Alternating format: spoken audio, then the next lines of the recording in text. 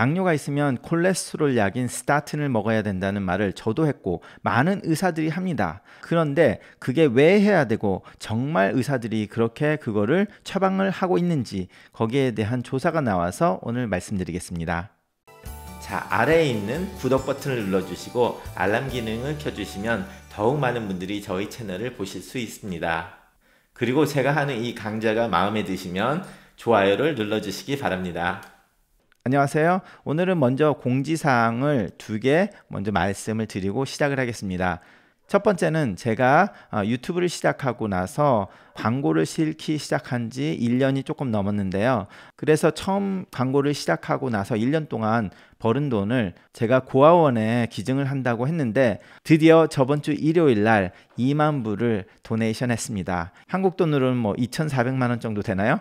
그 돈을 어떻게 도네이션 해야 되나 행정적으로 정확하게 하기 위해서 조금 많이 고민을 하다가 제 환자분 중에 한 분이 다니는 교회가 있으면 그 교회 목사님을 통해서 도네이션을 하는 게 가장 편할 거라는 말씀을 듣고 그렇게 하기로 했습니다. 그래서 제가 다니는 교회 목사님께 도네이션을 했고요. 그 도네이션은 제가 처음부터 생각한 고아들을 위해서 쓰이게 될 겁니다. 그리고 제가 이번 주 토요일 11월 2일 오후 12시부터 3시까지 건강 강좌가 있는데요. 실제 제 강좌는 1시부터 3시까지 이루어질 건데요. 오프라인에서 실제로 환자분들과 얼굴을 보면서 현대사회에서 건강하게 살아가는 방법을 전반적으로 한번 리뷰를 해드리겠습니다. 물론 많은 애청자분들께서 이렇게 유튜브로 보실 수가 있는데요.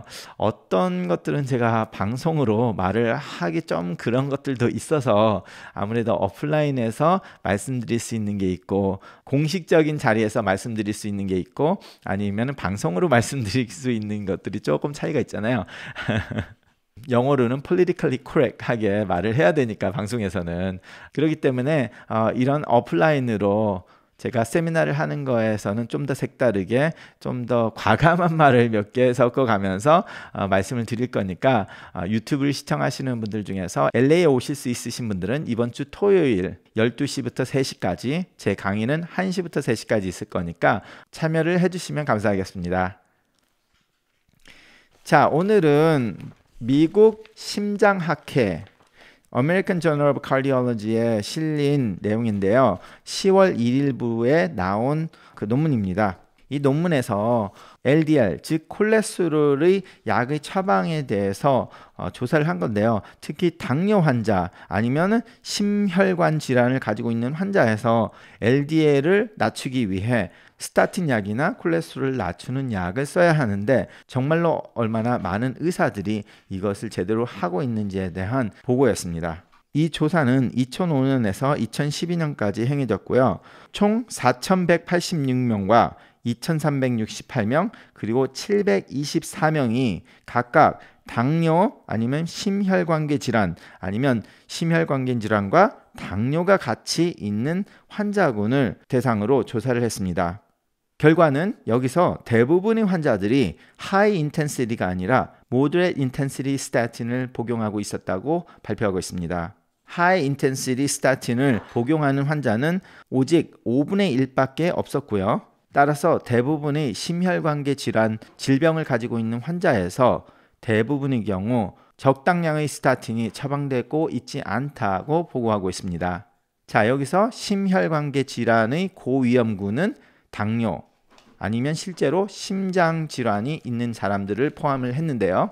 자, 이것을 보면서 우리가 어떤 실험을 했을 때 아니면 임상 실험을 했을 때 그것의 결과가 어떻게 하는 게 좋은가라고 꼭 나왔다고 해도 많은 의사가 그것을 따르지 않는 경우가 많다는 거죠.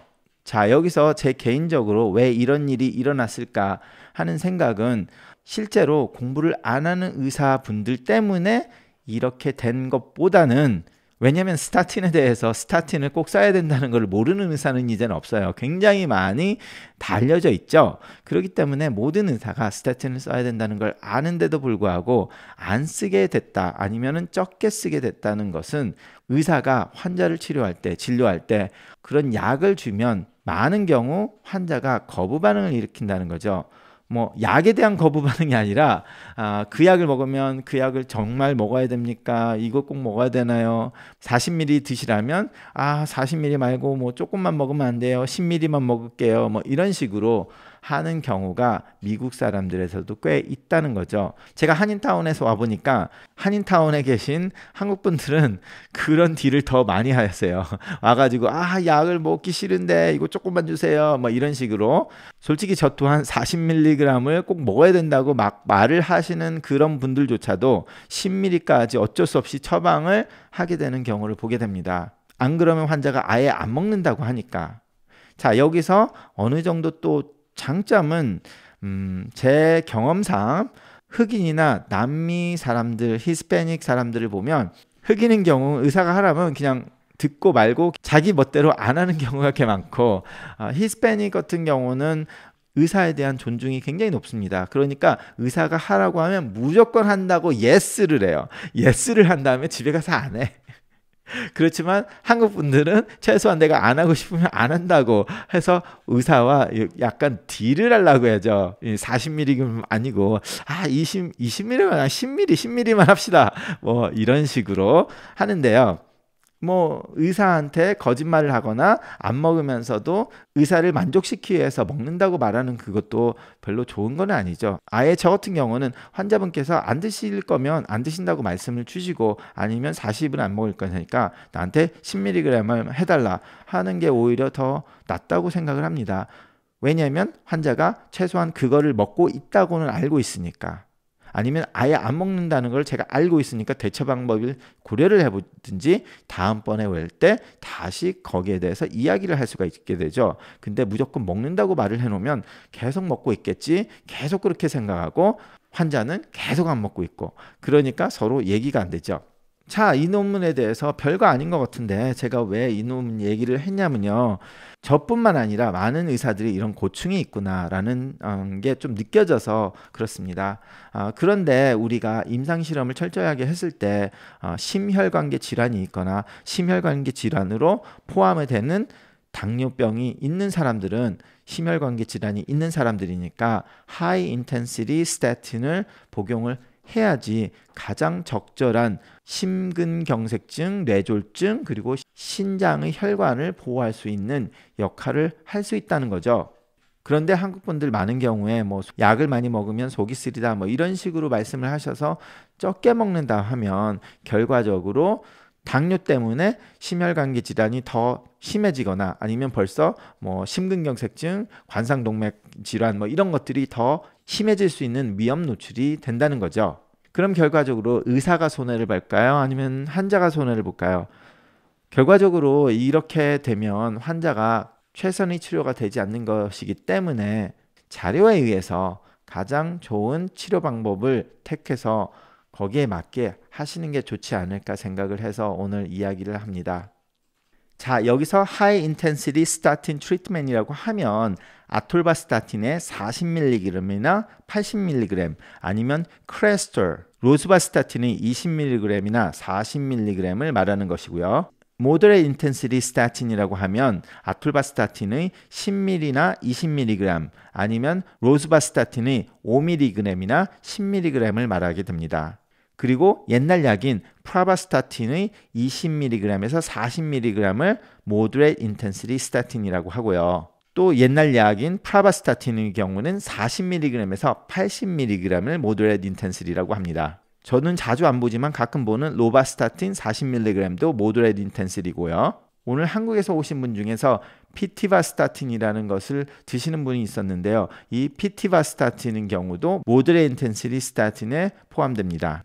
자, 예전에는 아톨바스타틴 브랜드 네임으로는 리피터가 브랜드 네임이었기 때문에 되게 비쌌는데 제네릭으로 나온 지 벌써 뭐 한 5년 정도 됐나요? 그렇기 때문에 솔직히 제 입장에서는 그리고 제 환자에서는 모두 다 그냥 아톨바스타틴을 드리거든요. 가끔가다 아톨바스타틴을 먹고 근육통이 있으신 분만 이제 뭐 심바스타틴이나 프라바스타틴을 좀 드리는 경우는 있고 그런 부작용이 없으신 분은 다 아톨바스타틴을 처방하게 됩니다. 가격도 싸고 효과도 지금 좋은 약으로 나와 있기 때문이죠. 물론 모든 환자에게 그렇지 않다는 것은 다시 한번 말씀드리고요.